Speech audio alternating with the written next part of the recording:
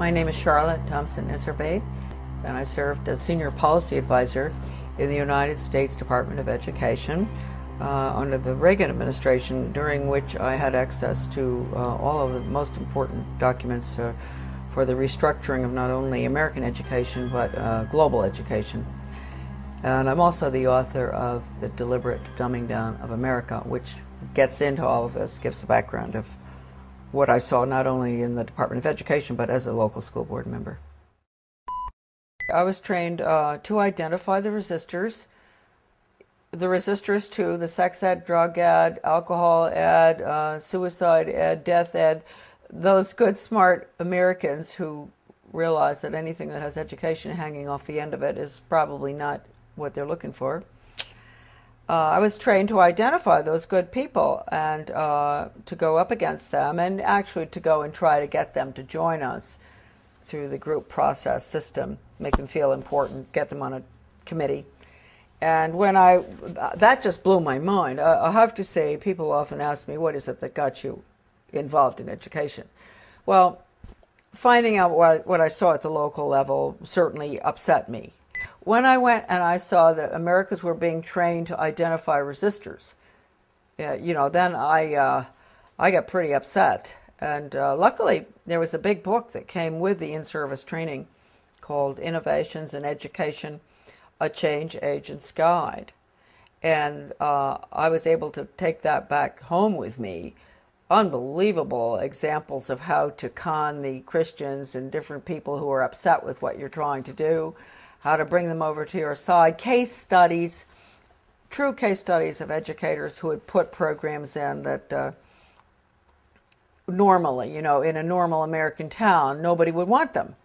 How did they manage to get them in? How did they con the people? And the other thing was, not only was I trained to identify the resistors, I was trained to go to the important people, high profile, highly thought of people in the community, with the Rotary and Chamber of Commerce, Garden Club, you name it, the different groups in our towns. Go to them and convince them of the importance of these new programs like sex ed, drug ed, I just mentioned all of them, and to get them on your side, because when you can get the leadership in a community to go along with it, then the newspaper comes in and says, a committee's been set up with the head of the Rotary and this and that, and they're all getting behind this task force to discuss whether we're going to have a new sex education program.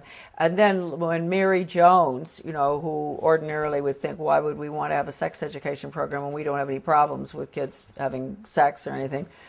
So she might be concerned. She might be one of the resistors. She reads that her best friend, who's the head of the Garden Club, is on this committee, and she thinks, oh, well, hey, Mary Appleton is on that committee. She's heading it up. It must be okay. So I was taught really how to con the community. They always call everybody by the first name. You have to get very, affectionate with people, and you say, William, I'm so glad you've come to this meeting, and I understand your concerns about this program because, I've had other people, usually it's the really bright people in the community who have these concerns, and would you like to join our group? The original program was funded by what would subsequently become my office. It was funded by the Office of Research in the U.S. Office of Education, because it was funded early on, about the late 60s. Still funded, by the way. And the money went to the University of Michigan in Ann Arbor to a professor by the name of Ronald Havelock. And he was the one that put together the whole training, the whole seminar, the book. And in the back of the book they admitted it. Right in the back of the book they had about 100 major change agents listed from all over the country. Some of them I recognize, some I still don't, but some I do. And so this was a very important project. And it was being carried out I'm sure, all over the country, not just where I was. This was in Searsport, Maine, this lovely little town on the coast of Maine, in the school there where the guy came in, the facilitator, not Professor Havelock, but a facilitator, to train us. And these were good people that were there. They were some of the teachers from my school, where I was on the local school board, principals, etc. Normal-looking Americans. You really ask yourself, they must themselves have reacted very much the way I did. That's why I've always had a lot of understanding for teachers that have to go through this stuff. I didn't have to continue going through it. They've had to, through the years, constant training, retraining, sensitivity training, break their values. Right, no wrong. You've got to have all religions represented, so, you know, tolerant of everything, and because that's the New World disorder, excuse me. Professor Benjamin Bloom is probably the most important behavioral psychologist ever to live. I mean, maybe not quite as much as Pavlov and Skinner, but he really implemented the system in education in the United States. And he was the author of the Taxonomy of Educational Objectives. And I know that doesn't mean much to some. It means a lot to teachers. They know. All teachers have to go through that, Bloom's taxonomy. And just to give you an idea of how blatant they are, Benjamin Bloom said the purpose of education, and I often say this to parents, really, listen to this. You think the purpose of education is reading, writing, and arithmetic? The purpose of education is to change the thoughts, actions, and feelings of students. And then he goes on and he says, he defines good teaching, and this is even worse from the parental standpoint, as challenging the student's fixed beliefs. And then, in some of his works that I have, that are in my book, a lot of this stuff is in it. When he says challenge, does he mean challenge or does he mean change? Change their fixed? Yeah, through challenging. It's through challenging. You go up against them, and you change them. And you asked a good question, because then he goes on in one part of the taxonomy that is in my book. He says that he can take a student from here to there, from a belief in God or his country or whatever, to being an atheist and not believing in his country in 1 hour. Did he do that? Oh yeah, he does it. And I've seen it with students. I've seen it with young people. And they don't even know, and teachers don't even know. That's why if you talk to teachers about it often, they'll really have an awfully hard time dealing with it.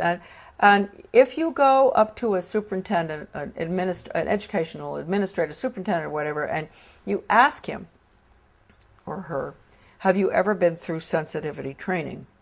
They'll usually crack up because they went through it. They're the worst, those programs. I've been through them. I mean, how can anything be worse than some of the ones that the regular classroom has? But they're the worst.